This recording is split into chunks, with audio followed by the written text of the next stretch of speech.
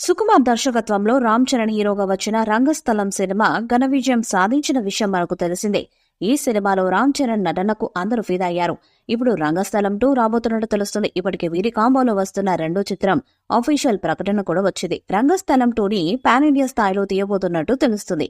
ఈ సినిమాతో మరోసారి సుకుమార్ పాన్ ఇండియాలో తన సత్తా చాటుకొని ఇండియన్ ఇండస్ట్రీలోనే one of the top director గా ఎదగాలనే ఉద్దేశంలో అయితే ఉన్నాడు. ఇక దానికి తగ్గట్టుగాని ఆయన తీవ్రమైన కసరత్తులను కూడా చేస్తున్నారు. అయితే ఈ సినిమా అయిపోయిన వెంటనే ఆయన రామ్ చరణ్ తో మరొక సినిమా చేయడానికి సన్నాహాలు చేస్తున్నాడు. ఇక ఇప్పటికే వీళ్ళ కాంబినేషన్లో వచ్చిన రంగస్థలం సినిమా భారీ విజయాన్ని అందుకోగా ఇప్పుడు మరోసారి వీళ్ళ కాంబినేషన్లో సినిమా అంటే ప్రేక్షకులతో పాటు ట్రేడ్ వర్గాల్లో కూడా విపరీతమైన అంచనాలైతే పెరుగుతున్నాయి.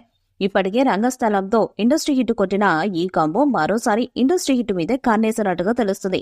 అయితే వీళ్ళ కాంబినేషన్ లో రాబోయే సినిమా 1880 బ్యాక్ డ్రాప్ లో తెరకెక్కబోతున్నట్టుగా తెలుస్తుంది.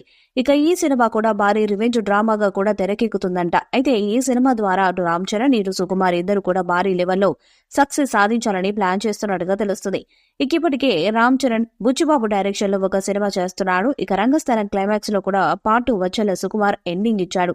ప్రస్తుతం పుష్ప 2 చేస్తున్న సుకుమార్ రామ్ చరణ్ తో తీయబోయే సినిమా కూడా సీక్వెల్ అనే ఫిలిం నగర్ లో వినిపిస్తుంది.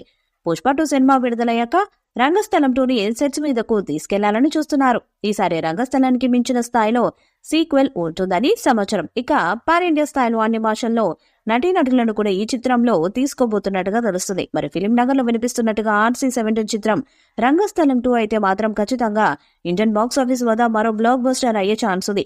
ఈ సినిమాపై మీ అభిప్రాయాన్ని కామెంట్ బాక్స్ లో తెలియజేయండి. ఈ వీడియో మీకు నచ్చితే లైక్ చేయండి, షేర్ చేయండి, కామెంట్ చేయండి. మరిన్ని అప్డేట్స్ కోసం మన ఛానల్ ని సబ్స్క్రైబ్ చేయండి. అలాగే నోటిఫికేషన్స్ కోసం పక్కనే ఉన్న గంట సింబల్ ని కొట్టండి.